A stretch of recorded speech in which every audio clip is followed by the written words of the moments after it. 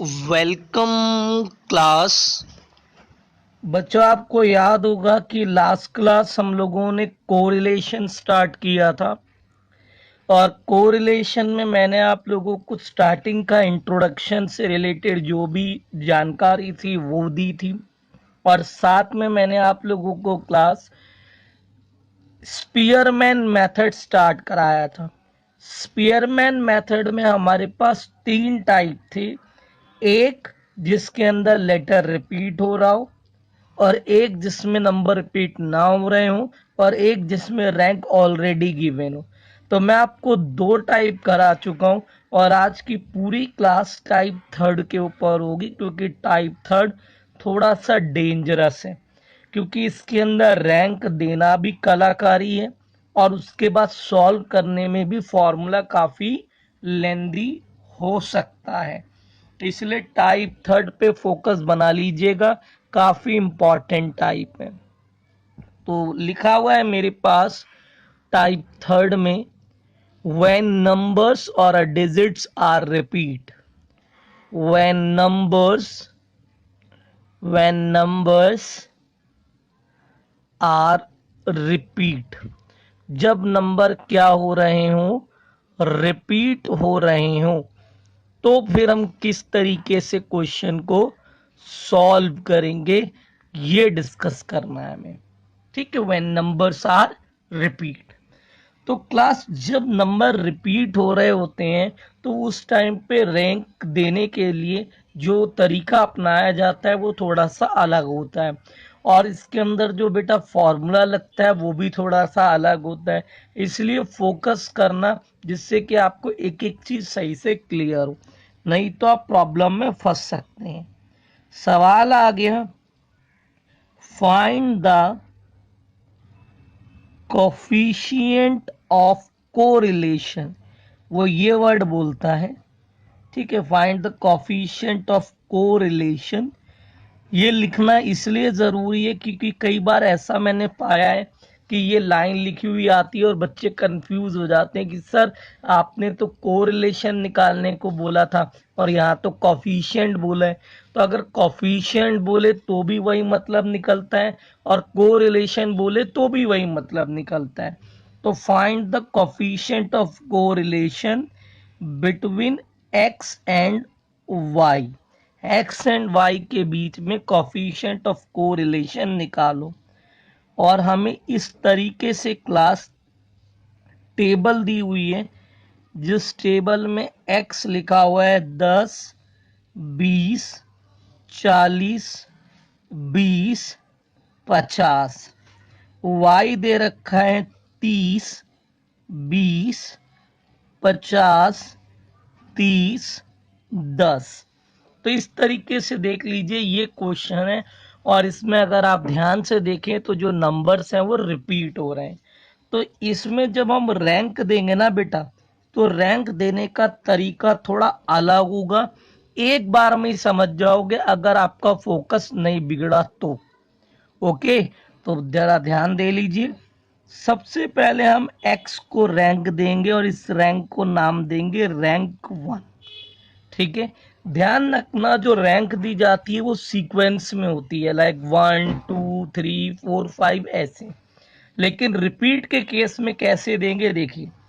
सबसे पहले आपने बड़ा नंबर देखना है, जैसे 50 है तो इससे 1 बोलना है।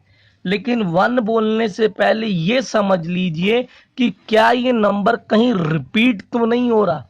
अगर ये नंबर रिपीट हो रहा है तो आपको रैंक यहां ना देकर इनर कॉलम में रैंक देनी है, इसके पास। मान लीजिए 50 यहां पर है और 50 कहीं और पे भी है, तो इस वाले 50 को एक बोल दो, उस वाले 50 को दो बोल दो, यानी रैंक इनर कॉलम में देनी है। ठीक है, बट देखिए 50 एक ही बार आ रहा है तो इसको हम 1 दे देंगे और आगे बढ़ेंगे। अगला नंबर है 40, क्या रिपीट हो रहा है? नो सर, रिपीट नहीं हो रहा, तो ये 2 हो गया और आगे बढ़ेंगे। अगला नंबर है 3 यानी 20, तो 20 तो रिपीट हो रहा है, तो रैंक इनर कॉलम में देंगे, इसको 3 दे दी और इस वाले 20 को 4 दे दिया, क्योंकि रैंक सीक्वेंस में ही चलेगी। अगर 1 2 दे चुके हैं तो 3 4 देंगे। ठीक। अच्छा, अब कई बच्चे कंफ्यूज होते हैं कि सर इस वाले 20 को आपने 3 बोल दिया, इस वाले 20 को 4 बोल दिया, तो क्या हम इस वाले 20 को 3 लिख सकते हैं? तो बिल्कुल लिख सकते हैं, क्योंकि ये दोनों सेम है। तो कहीं पर भी 3 लिख दो, कहीं पर भी 4 लिख दो। यानी क्या तरीका बताया कि सबसे बड़े वाले को 1 बोलना है, उससे छोटे वाले को 2 बोलना है। सिर्फ जब रिपीट हो ना तो रैंक इनर कॉलम में देनी है। अगर रिपीट हो तो रैंक इनर कॉलम में देनी है। ये बात मैं आपको समझाना चाहता हूँ। ठीक। इसके बाद आपने देखिए 3 रैंक दे दी, 4 रैंक दे दिए, 5वीं रैंक किसको मिलनी है? 10 को। तो जब इस तरीके से रैंक कंप्लीट हो जाए तो जिसको तुमने इनर कॉलम में रैंक दी है ना 20 और 20 को, इनकी रैंक को जोड़ना है। तो 4 और 3 को जोड़ूंगा तो कितना आएगा? 7।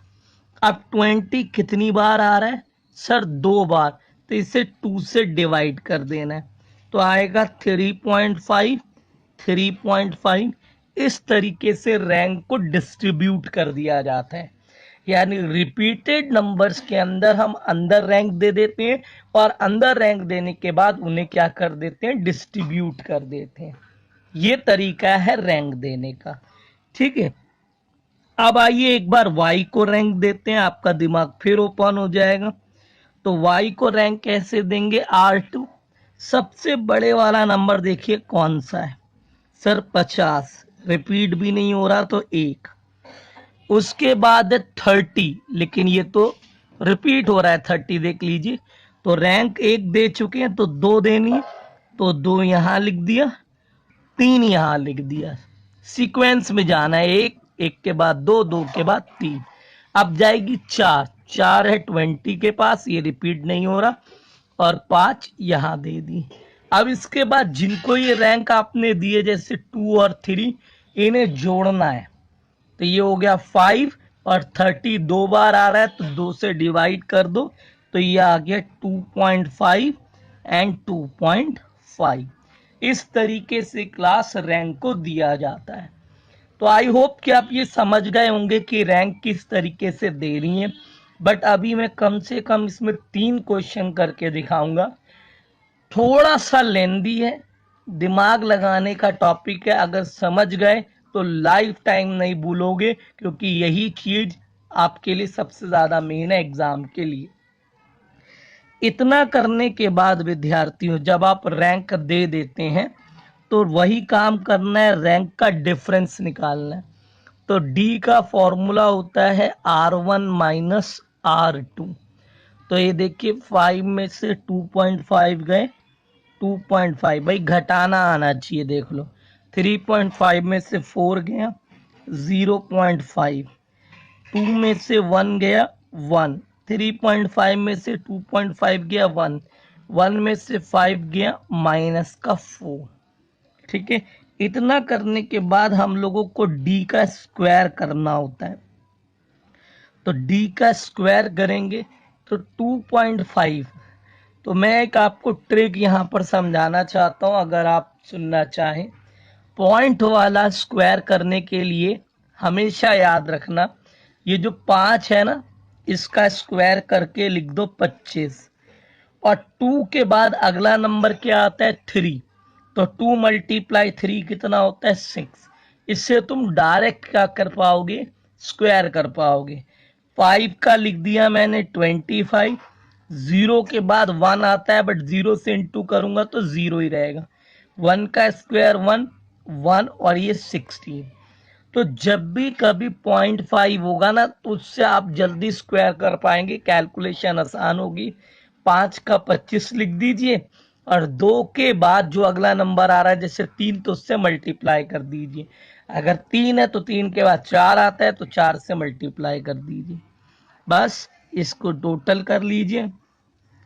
तो 6 7 8, 8 और 6, पहले तो ये देखिए 50 ये हो गया मेरा। 8 और 6 14, हासिल लगा 1, और ये 2, 24.5 आ गया। अब इतना होने के बाद फॉर्मूला लेंदी होगा, क्योंकि रिपीट में फॉर्मूला अलग होता है। अब आपने ये देखना है इसमें रिपीट कौन कौन कर रहा था। 20 रिपीट कर रहा था 2 बार, तो ये हम M1 मानेंगे। जो रिपीट होता है उसे M1, M2, M3, M4 मानते हैं। तो 20 कितनी बार रिपीट हुआ? 2 बार, तो यानी M1 2 हो गया। एक नंबर 2 बार रिपीट हो रहा है, ठीक। तो 20 हुआ है ये नहीं लेना, कितनी बार हुआ है उसको M1 मानना है। अब ऐसी इसमें कौन रिपीट हुआ? सर 30 कितनी बार हुआ? 2 बार, तो ये M2 हो गया, यानी 2 बार, ठीक। तो जितने नंबर रिपीट हो रहे होते हैं उन नंबरों को M1, M2 ऐसे माना जाता है। सपोज अगर इसमें 50 3 बार आ रहा होता तो मैं लिखता है M3 50। तो रिपीट वाले नंबर जितनी बार रिपीट करते हैं उन्हें M1, M2 लिया जाता है, ठीक है। और जितने रिपीट होंगे उतना ही बड़ा फॉर्मूला आपका लगेगा क्लास, ठीक। तो अब घबराना नहीं, फॉर्मूला ध्यान से देखिए। मेरे पास कोरिलेशन का फॉर्मूला है R equal to 1 minus 6 bracket में सिग्मा डी स्क्वायर। देख लीजिए ब्रैकेट के अंदर है डी स्क्वायर। पहले ये 6 छोटे वाले फॉर्मूले में इनटू था, कल जो फॉर्मूला लगा रहे थे वो था 1 minus 6 sigma d square, multiply में था, देख लो। बट ये अंदर है ब्रैकेट के। 1/12। घबराना नहीं, क्योंकि ये जो फॉर्मूला है देखने में लंबा लगेगा, लेकिन मेरे पास एक शॉर्टकट ट्रिक है, इससे आंसर चुटकियों में निकालना सिखा दूंगा, ये मेरा वादा है आपसे, ठीक है। तो 1/12 M1, M1 पे क्यूब माइनस M1 प्लस एक बार M2 भी है, तो 1/12 M2 क्यूब माइनस M2। ये ऐसे लेंदी फॉर्मूला हो जाता है। मतलब कहने का ये है कि डी स्क्वायर ले लिया, उसके बाद 1/12 लेकर जितने m है उन पे क्यूब लगा के उनको माइनस करना है, जितने m है उन पे क्यूब लगाकर उन्हें माइनस करना है। इसलिए ये जो फॉर्मूला है ये फिक्स नहीं होता। अगर मान लो m 4 हो तो ये 4 तक फॉर्मूला लंबा हो जाएगा, ठीक है। लेकिन इतना आता नहीं है, मैक्सिमम एक सवाल में रिपीटिशन 2 या 3 बार ही होती है, इससे ज्यादा नहीं होती। और नीचे इसके डिवाइड में होता है n क्यूब माइनस n। अब कुछ बच्चे इसको देखकर ही परेशान हो गए होंगे, यार ये क्या करना है, 1/12 फिर क्यूब करो फिर माइनस करो। मैं ट्रिक दे दूंगा मेरे भाई, सिर्फ यहां से घबराइए नहीं। तो R इक्वल टू, क्योंकि आगे आने वाले टॉपिक टेढ़े हैं, सबकी ट्रिक्स हैं, तो ये 6 sigma d square, sigma d square 24.5 आया 1/12। तो रिपीट M1 यानी 2 है, तो यहाँ 2 डाल दो, सॉल्व नहीं करना, सॉल्व की ट्रिक है अपने पास। 1/12 M2 डाल दो, बट सॉल्व मत करना, सॉल्व की ट्रिक है, ठीक है। और ये n मतलब नंबर कितने थे? तो 5 नंबर थे, तो 5 minus R equal to 1 minus 6 sigma d square 24.5। और अब इन्हें सॉल्व करने की ट्रिक बताता हूं। ये जो आप यहां लिखोगे ना, ये क्या होगा, या तो M1 यहां पर या तो 2 नंबर आता है या 3 नंबर आता है। क्या कहा मैंने? जरा सुनना, थोड़ा सा आपके लिए तकलीफ दे होगा क्योंकि आप पहली बार कर रहे हो। यहाँ जो नंबर होते हैं ना, M की जगह जो डालते हो, वो 2 या 3 ही आते हैं, कभी इससे ज्यादा नहीं आते, क्योंकि एक नंबर या तो 2 बार रिपीट होता है या तो 3 बार रिपीट होता है। तो ट्रिक ये है कि अगर कभी यहाँ 2 लिखा हो तो इसको सॉल्व मत करना, सीधा लिख देना 0.5, क्योंकि इसको पूरा सॉल्व करके 0.5 ही आता है। चाहे आप बेशक चेक कर लें। 1/12 है, अगर हम 2 की क्यूब करेंगे 8 होगा, और माइनस का 2 है 1/12, तो 8 में से 2 गए 6, काटेंगे 1/2 0.5। तो इतनी कैलकुलेशन करने से अच्छा है मैं बच्चों को याद करवा देता हूं कि अगर कभी यहाँ 2 लिखा हो तो डायरेक्ट 0.5 लिख दो। और कोई पूछे भाई कैसे आया, तो बोलना भाई सॉल्व किया है, मेरी कैलकुलेशन फास्ट है, our calculation is very fast, आप ये बोल सकते हैं।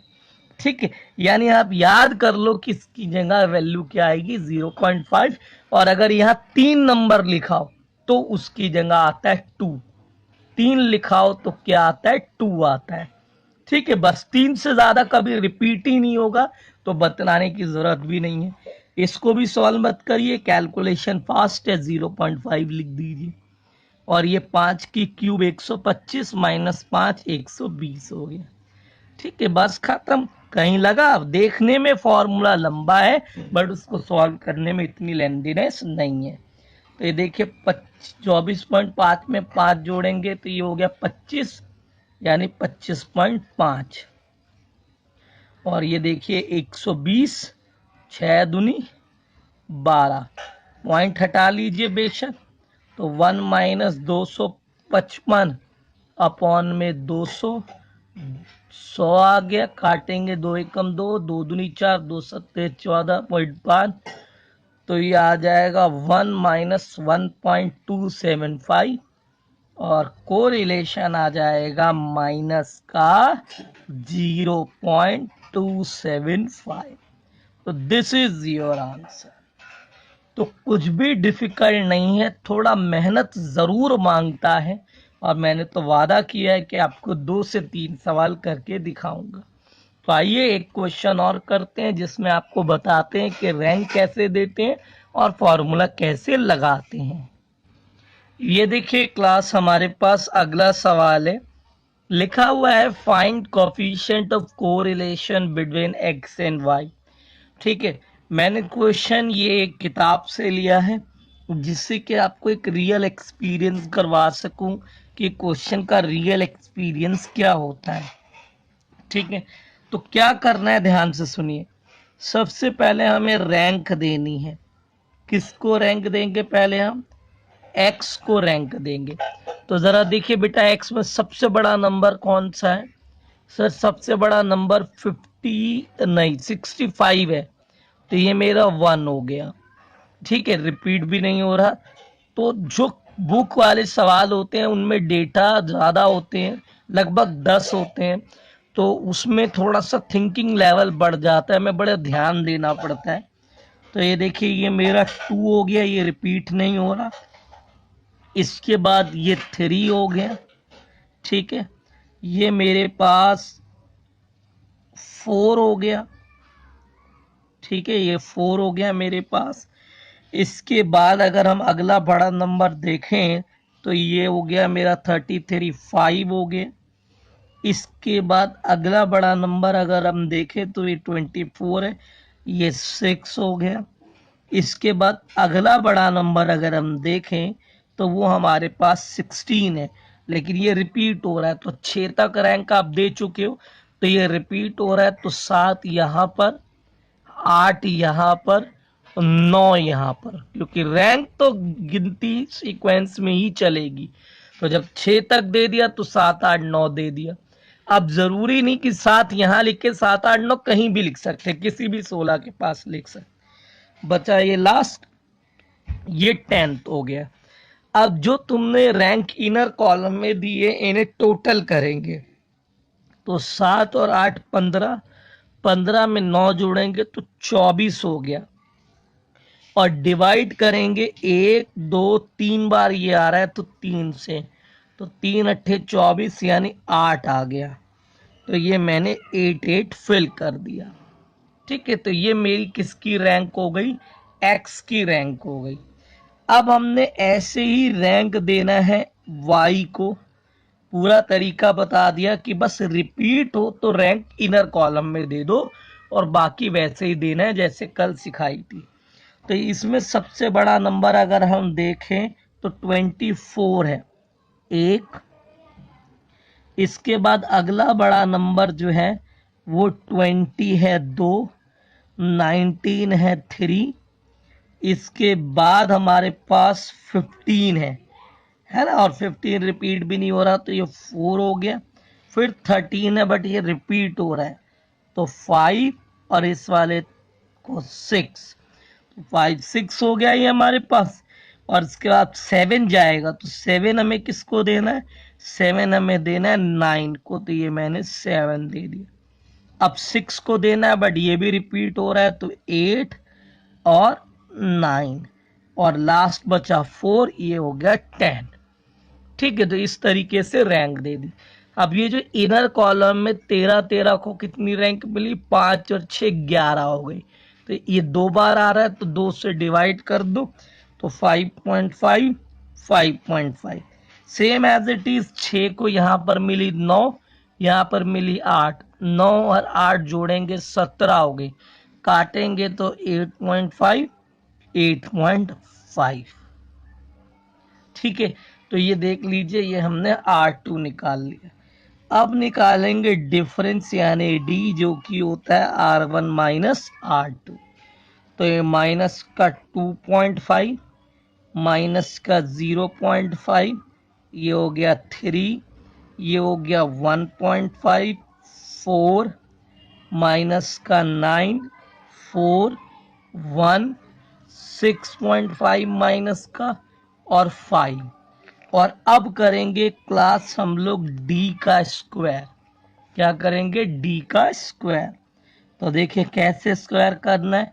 0.5 का 25 और 2 के बाद 3 आता है तो 6, 0.25 9, 2.25 16 और ये हो गया 81, 9 का हो गया 81, ये 16, ये 1 और ये हो गया 6 पंजे 30.25 और ये हो गया 25 और लास्ट में टोटलिंग करी जाएगी। तो 25 50 75 100, तो 00.1 लग गया। तो 6 और 1 7, 16 17 18 24 25 26 32 और 5 37 का 7 हासिल लगा 3, तो 3 और 1 4 5 13 16 और ये हो गए मेरे पास 18, 187 मेरे पास टोटल आ गया। ठीक है, इतना करने के बाद आपने ये देखना है कि कौन कौन रिपीट हुआ था। तो इस वाली लाइन में सिर्फ 16 हुआ था, वो भी 3 बार, तो M1 3 हो गया। इस वाली लाइन के अंदर रिपीट हुआ था, पहले 13 रिपीट हुआ था, देख लो 13 कितनी बार रिपीट हुआ था, 2 बार। तो M2 आ गया आपके पास, M2 आ गया आपके पास 2। ठीक है, और फिर 6 रिपीट हुआ था, वो भी 2 बार हुआ था, तो M3 आ गया 2। तो इसमें 3 M मिल गए मुझे, M1 M2 M3। जो जो रिपीट कर रहे हो जितनी बार, उन्हें M1 M2 M3 मान लेना होता है।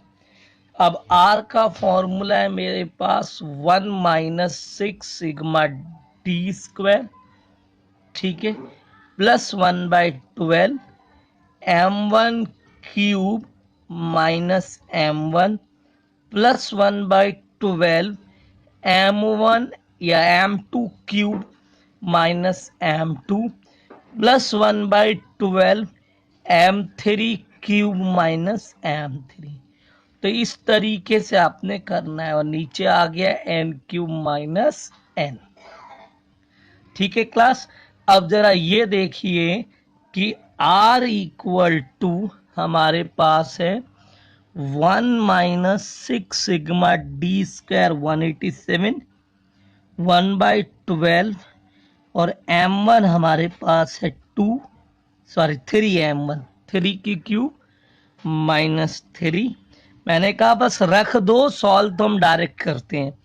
2 की क्यूब माइनस 2 प्लस 1/12, 2 की क्यूब माइनस 2 हो गया, डिवाइडेड बाय 10 नंबर थे तो 10 की क्यूब माइनस 10 हो गया।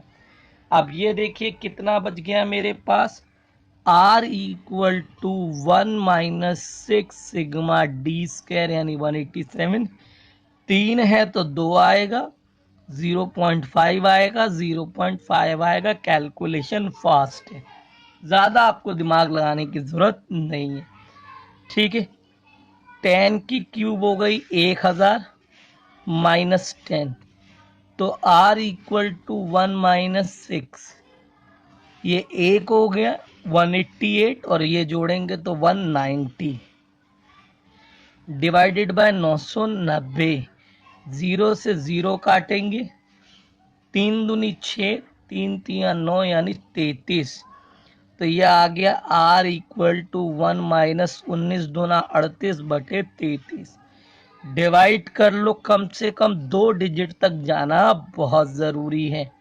तो 33 से कम 33, बचे हमारे पास 5.0। 33 से कम 33, बचे 17 और ये 0 लगाएंगे और ये हो जाएगा 33 पंजे। तो ये आ गया 1 माइनस 1.5, घटाएंगे तो R आ गया मेरे पास माइनस का 0.15। This is your answer. I hope and I pray कि आप लोगों को पूरी कोशिश करी है मैंने ये बताने की कि रिपीट में रैंक कैसे देना है और किस तरीके से एम का फॉर्मूला लगाना है। याद रखिएगा, practice makes a man perfect. अगर आप प्रैक्टिस नहीं करते हो और ये मान के बैठ जाते हो कि भैया ऑनलाइन क्लासेस हैं, सर को क्या पता लग रहा है, तो सर का बेटा कोई नुकसान नहीं होगा। ध्यान रखिएगा कि नुकसान केवल किसका होगा, बच्चे का जो मेहनत नहीं करेगा। आपको पता है इकोनॉमिक्स में एक दो बच्चे ऐसे हैं जो बिल्कुल होमवर्क सेंड नहीं करते, बट मैं बोलता भी नहीं हूँ मत करो भाई, आपका ही नुकसान होगा। कल को जब आपको ये नहीं आएगा तो कैसे करोगे। इसलिए ध्यान रखिए कि ये टाइम जो चल रहा है आपके लिए गोल्डन पीरियड चल रहा है। सिलेबस में थोड़ी डिडक्शन जरूर हुई है, लेकिन वो बिल्कुल भी ऐसा मत सोचिए कि स्कूल नहीं ओपन होंगे, पेपर नहीं होंगे। स्कूल भी ओपन होंगे और एग्जाम भी होंगे आपके। रेडी रहिए, ठीक है, रेडी फॉर एग्जाम। तो मैं चाहता हूं कि एक बार मेरी तरफ से आपको ये क्वेश्चन एक बार और रैंक वाला बता दूं। तो मैं प्रॉपर तो नहीं करूंगा, मैं सिर्फ रैंक दे के दिखा देता हूं और आप लोगों को ये फॉर्मूला लिख के दिखा देता हूं, जिससे कि एक बार और मौका मिल जाए। तो चलते एक और क्वेश्चन करते हैं। आइए देखिए क्लास, ये है मेरे पास सवाल, find the coefficient of correlation. ठीक है, एक बार फिर समझ लीजिए कि कैसे करना है। सबसे पहले हमें रैंक देनी होती है एक्स को। ठीक है, चीज थोड़ी सी मेन है, इसलिए 2-3 बार समझाना जरूरी है। तो क्या करना है, सबसे पहले बड़ा नंबर देखना है। देखिए कौन सा बड़ा नंबर है, 30। लेकिन ये 30 जो है वो रिपीट हो रहा है, तो रैंक इनर कॉलम में जाएगी 1 और 2 सीक्वेंस में। अब 3 देना है तो 3 20 को मिलना है, बट वो भी रिपीट हो रहा है, तो 3 और 4 भी ऐसे ही जाएगा। बस 10 का 5 यहाँ आ जाएगा।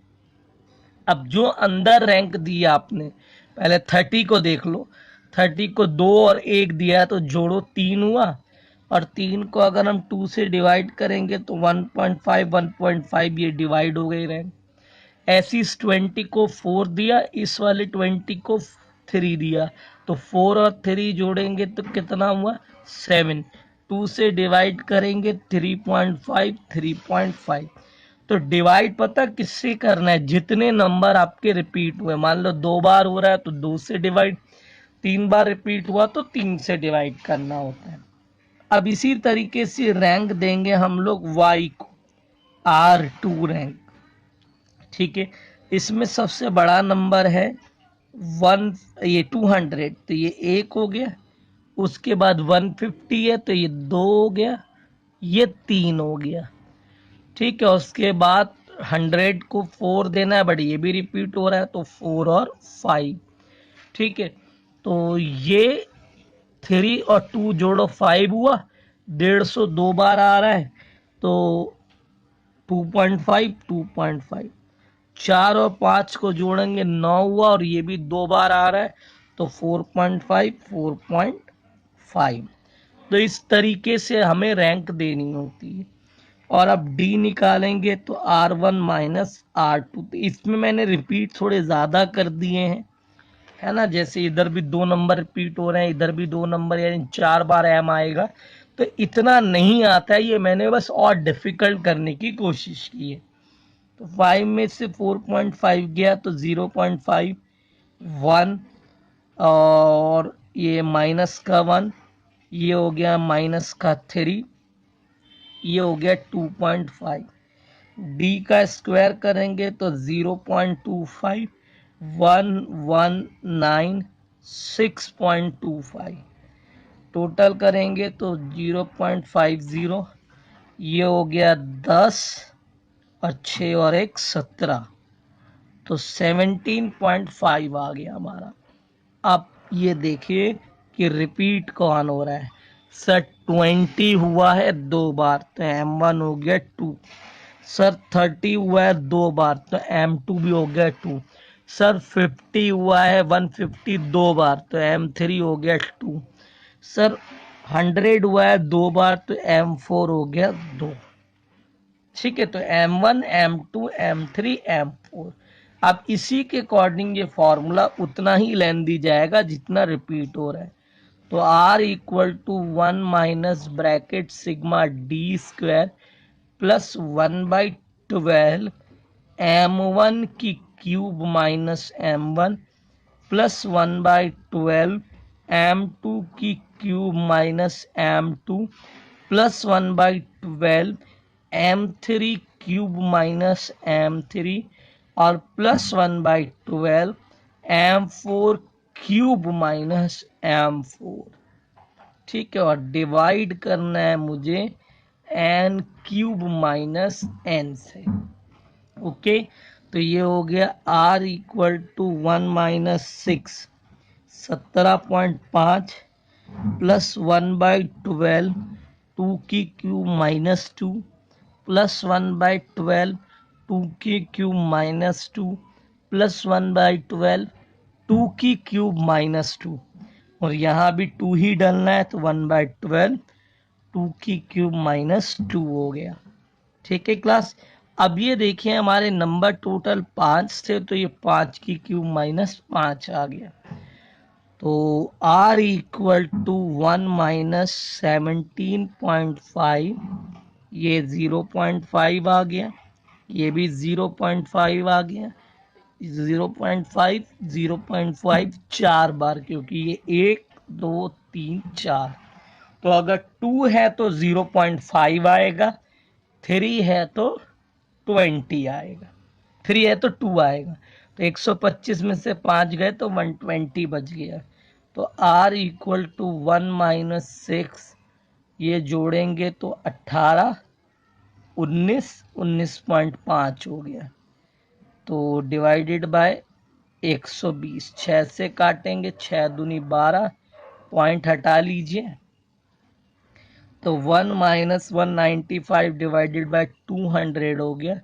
2 से काटेंगे 100, 2 नीम 18 और 2 सत्ते 14.5, तो ये आ गया मेरे पास R इक्वल टू 1 माइनस 0.975, और जब 975 घटाएंगे तो ये 0 पॉइंट आ जाएगा 025। तो ये मेरा आ गया कोरिलेशन। तो I hope and I pray कि आप लोगों को अच्छे से रैंक देना आई होगी और आपको ये भी क्लियर हो गया होगा। तो क्लास आज आपका होमवर्क क्या है? देखिए, आज आपका होमवर्क है कि आपको रैंक वाले वो सारे क्वेश्चंस करने हैं। एग्जाम्पल में भी 1 2 ही मिलेंगे बेटा, तो एग्जाम्पल भी कर लेना जिसमें नंबर रिपीट हो रहा हो। अगर बुक के अंदर आपको रिपीट वाले सवाल नहीं मिलते हैं तो मुझे बता दीजिएगा, मैं व्हाट्सअप कर दूंगा। बट बुक खरीदिए, क्योंकि अब टाइम आ गया है कि आपके पास किताबें पूरी हों। तो रैंक वाले एग्जाम्पल में जो रिपीट के सवाल हो वो करना है, और बुक के पीछे जो एक्सरसाइज में सवाल हो वो करना है। और कोई भी ऐसा आंसर जो आपसे मैच ना हो मुझे बता दीजिएगा, मैं करवा दूंगा। और अगर इन एनी केस अगली क्लास कोई डाउट नहीं होता है तो हम लोग स्टार्ट करेंगे कार्ल पियर्सन मेथड।